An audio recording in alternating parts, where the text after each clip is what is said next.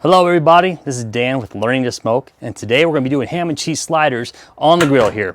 So we're going to use a pellet grill today, but you can also do this on a charcoal grill. Just do it over indirect heat at 350 degrees. Speaking of which, we need to set this grill to 350 right now. So we'll go ahead and do that. And then on this grill, I'm using a Camp Chef Woodwind right now. You can set a smoke level. And so what I'm going to do with the smoke level, since it's only going to cook for like 15-20 minutes, I'm going to set it for level 7, be a little higher than I usually do. So go ahead and confirm. And as it goes, with most pellet grills, you want to make sure you have the lid open while it starts to smoke up, because sometimes you get that bang feature or that bang element that happens if too much air, too much smoke builds up inside. So you want to avoid that. A good way to do that is to keep this open while it heats up. So anyway, now let's go inside and put the ham and cheese sliders together, get ready for the grill. Here are all the things that you're going to need to make these ham and cheese sliders on the grill. So first, ham and cheese. I'm using Swiss cheese for this. Also, you got King's Hawaiian rolls, or you can use any other kind of Hawaiian rolls if you want. It has a little bit of a sweeter flavor to it, so I do like that to help balance out the savoriness of the ham and cheese. I got Worcestershire sauce. I've got half a stick of melted butter, so that's gonna be like 1/4 cup of melted butter. I've got some Dijon mustard. I've got some chopped onions or onion flakes, dried onion flakes that is, salt and pepper.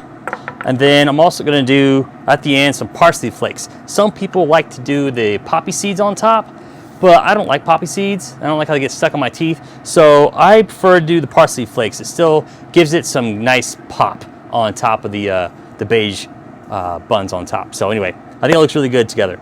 So first off, we're going to go ahead and open this up. So it's a 12-pack of rolls. You can always go bigger if you want. I've got a pan that will fit these just fine. So go ahead and put that over there. Oh, actually I need to move that out of the way. Okay. Get that sitting out there. Go ahead and just toss that in there. I'll toss that in here too for now. Now let me move these to the side. I'm left-handed, so I am going to go ahead and move this stuff to the side so I have more elbow space over here to cut the rolls, so I don't knock over a bottle of Worcestershire sauce or anything like that. That's up to debate. How do you pronounce Worcestershire? On my Instagram following, I had a guy from England tell me you pronounce it Worcestershire because that's how they pronounce it out there. And that's where the town is. So I go with him. All right, so what you're gonna do is these rolls, they don't come already to be separated like individually to cut in half. So you're gonna go ahead and cut them in half yourself. Go ahead and take a serrated knife, cutting for bread. Want to make sure you get it fairly even. Also make sure you wash your hands before you do this. All right, I'll take that as fairly even. You can tell me in the comments if you think it's even or not, but I think it's fairly even. That's what I was going for, fairly. Okay, so now we'll go ahead and we'll take the ham. As far as what kind of ham you use, I'm using some ham that has a honey and maple flavor already to it, but feel free to use whatever ham floats your boat. I once used some smoked ham already on it, smoked ham slices, and they were amazing. So that is another option for you there. But yeah, I use about a 1/2 pound of ham. And these are sliced for sandwiches. They don't have to be for yours, but that's just how I got them at the store. And we'll go ahead and do that. Now we'll go ahead and throw the cheese on. I may not use all these slices, but anyway, just traditional slices, I think, 4 per side will work. I think I'll actually just stick with that. Actually, you know what I want to do? I want some of the cheese to overlap or go over the edges a little bit, because it looks really good for presentation, I think. So we'll go ahead and do that. Oh, look at that. I am going to use all the cheese. In fact, I may get more cheese. I'll be right back. And would you look at that? The cheese magically appears on my plate. That is the magic of YouTube, everybody. All right. I'll go with that. That'll be a snack for later. And then I'll just go ahead and I'll put the tops on top. Okay. Now remember, I'm overflowing on that side on purpose because I love how it looks for presentation. I'm gonna scoot these out a little bit because you get that cheese all melty and get a little bit of goes through that Maillard reaction. It's awesome. Okay. So now we got that going. Now it's time to go ahead and put in that foil pan that I had. Abracadabra, here it is. Stack these together. Go ahead and carefully pick this up. I'll pick it up like this. Put it in the pan. This pan that I've got is about 9.5 by 11.5. So I guess you could say 9 by 11. Anyway, so it fits it perfectly, as you can see here. So now what I'm going to do next is I've got my 4th cup of melted butter. And now I'm going to take some Dijon mustard here. Give it a good shake. And for this, you want to put about a tablespoon in. I'm going to eyeball it. Okay. And then I'll do some of the Worcestershire sauce. And I like to go about a half teaspoon or a whole teaspoon. And then I'll do a half teaspoon of salt, and a half teaspoon of pepper. Then I'll mix it all together. In fact, I'm going to use this, but I'm going to go ahead and use the bottom part to stir it up pretty good. Because that Dijon mustard, it just gets sticky in there and stays at the bottom quite a bit, so we'll go ahead and mix it up. Give it a good mix. All right.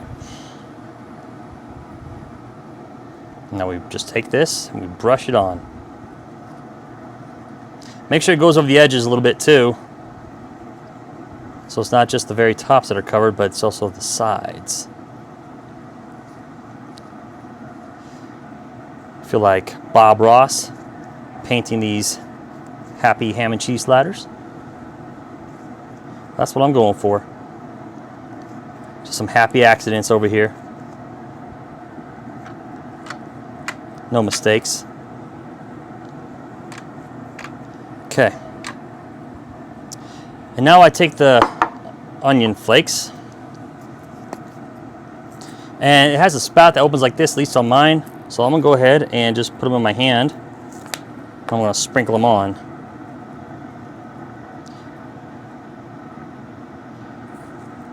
I do a few, well, I do some on each.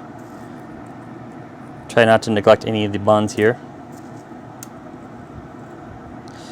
And I'm going to hold off on the parsley flakes till the very end. I'm not going to put them on right now. I'm going to wait till after they're done cooking. Okay, now we ready for the grill. Grill should be at 350 degrees by now. Go ahead, just put it right in. And then we're going to keep it in about 15-20 minutes. I say 15 to 20 because sometimes if I cook it to 20, then the tops get a little overcooked. And then if I do 15, sometimes it doesn't cook as well. So I like to say 15 to 20 because, 17 minutes, 18 minutes might be the actual happy spot you want to be at. So anyway, see you soon. I'm actually going to take this camera here and give you a zoom in. Just going to carry it myself. Take a look at this. They look beautiful, don't they? See what I was thinking about with the cheese? Melts all over the sides. Oh man, people love that. My family loves it. They love how that tastes especially. So we always want the end pieces. We're gonna go ahead. I'll put it right here. Let it sit for about a minute, and then we'll cut it up. We are back. So I'm gonna use a large spatula here. Let this cool for a couple minutes. I'm going to use this large spatula to scoop under so I can get it all out safely. Hold on. I'm good at this. Gotta get a good angle under there. All right. There we go.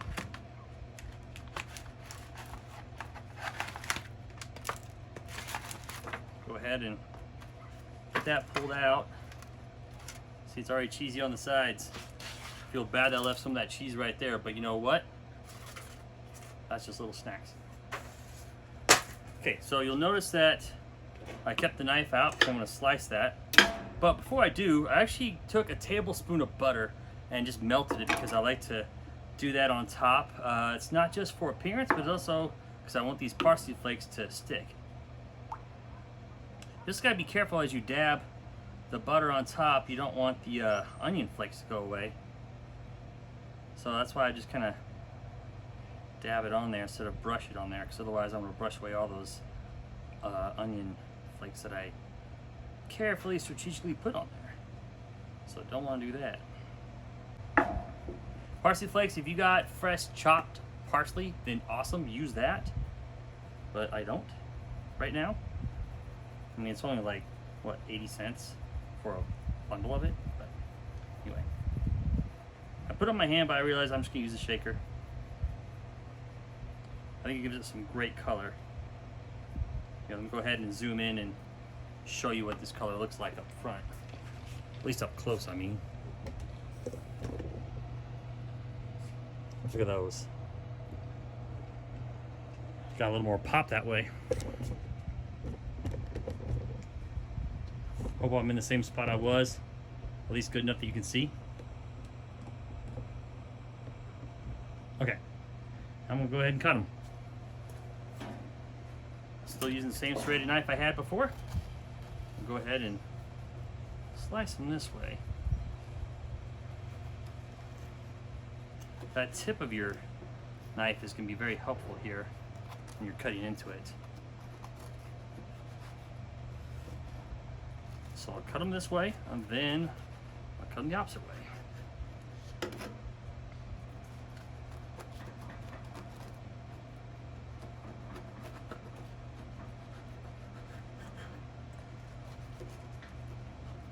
Right.